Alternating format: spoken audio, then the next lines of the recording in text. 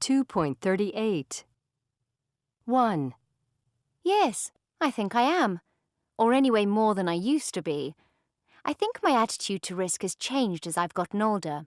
For example, I'm more open to risking a change in appearance because I think I'm less self-conscious now. I often change hairstyles and colour, but when I was younger, I had the same hairstyle for years and years.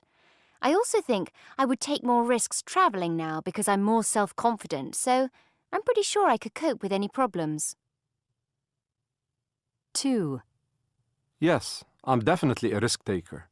I take risks to do things that I enjoy, like skiing or riding a bike in New York City, which is pretty dangerous.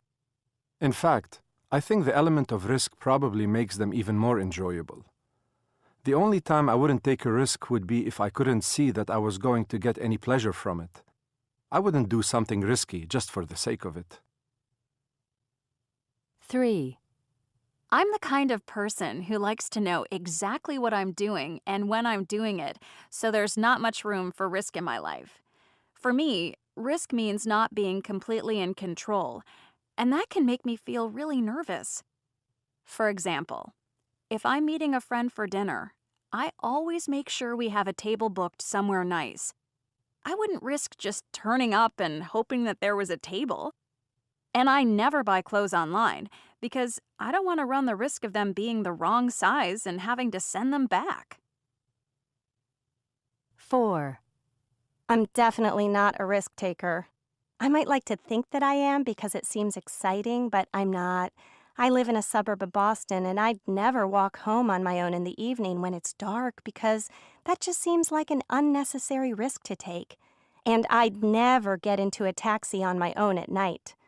But on the other hand, I would love to do something like bungee jumping or paragliding, which other people would probably think is risky. 5. I don't see myself as a risk taker. I've done a lot of mountain climbing, and everyone assumes because of this that I'm attracted to risk, but it isn't really true. In fact, when you're climbing high mountains, you're always trying to minimize the risk. The biggest risk I've ever taken in my life was a professional one. After 20 years in the same job, I left and set up my own company. And that's given me a lot more sleepless nights than climbing in the Andes or the Himalayas. 6. I am happy to take risks. I love driving fast. In fact, I bought myself a sports car when I had some money, and I got quite a few speeding tickets, though probably not as many as I deserved. I also take risks with money, like lending to people who probably won't pay me back, or spending all I have on something a little bit unnecessary. Last year, I went on a balloon ride, and I was amazed that so many people said, "Ooh, I wouldn't do that." I loved it, and I'd happily do it again. It was fantastic.